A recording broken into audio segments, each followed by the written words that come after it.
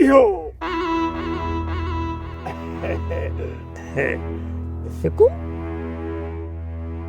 मूंखे थोरो ये बाख़बर ज़रिए जी ख़बर पई आहे त तोखे सावल वारनि वरी कुट को वरी सट को चाढ़ियो आहे। ॻाल्हि ग़लति आहे सही आहे। तोखे छेणा भोरण में वॾो मज़ो ईंदो आहे ईअं न? घणी तारा गोल तारा दिलजीर यार हमदर्दी करण जो त वक़्त ई कोन रहियो न। यार बाबा इहा हमदर्दी चइबी? दिलशेर तोरे पीउ खे फटनि ते लूण ऐं मिर्चूं बुरकण जो वॾो शौक़ु आहे ऐं ख़बर थी पोइ वरी छा चवंदो आहे? इहा मां तव्हां सां हमदर्दी थो कयां।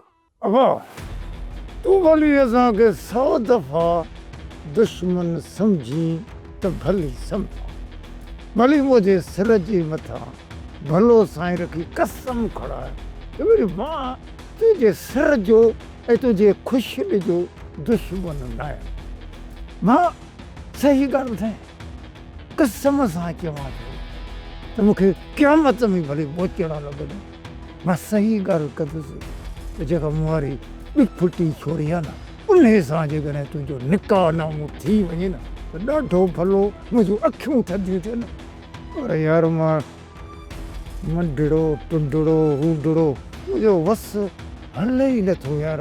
उहो चवंदा आहिनि न बेवस ॿार उथनि छॾे। यार फिकू हिकिड़ी ॻाल्हि ॿुध, जेकर न तूं रेस चाकर खान खे राज़ी करी थो ऐं हू राज़ी थी वञे थो न त असांखे को बि एतिराज़ कान अथई। मां तव्हांजे चालाकियुनि खे चङी तरह सुञाणियां थो।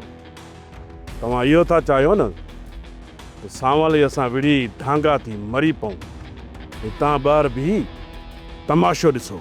ॿुधी थो छा थो ॻाल्हाए चए थो मां सावल अड़े बाबा जेको हुयो ईट जो गोलो आहे न ईट जो इन सां वेहण जे लाइ तोखे बिडफोर्ड ट्रक जी इंजण खपे। इंजण तुंहिंजी हैसियत ई कान्हे बाबा जो तूं हुन सां अटकी। मुंहिंजी हैसियत चाहे इहा तव्हांखे जल्दी ख़बर पहुची वेंदी छो त सिक्कू जी सट मौत जो धक पसाए पूरा। यार बाबा सिक्कू त वॾी गैरत करे वियो आहे। न गैरत इहो थुल्हो ॾिसी थो न गैरत जो ज़रो बि कोन्हे। हिन जी गैरत रुगो घर जी चांठ ते आहे। इहे सांवल वारा थोरी ईअं झझ कढींदसि न ॻोल्हियो बि कोन लभंदी। बाबा असां त हिन जी चौंकूं ॾींदा रहंदासीं न त पंहिंजो होश विञाए को त ममण मचाईंदो न। यार बाबा दिमाग़ कुते यार। सब्सक्राइब कयो असांजो ऑफिशियल YouTube चैनल सिन TV HD ड्रामा ऐं वधीक अपडेट लाइ बेल आइकन खे क्लिक करियो।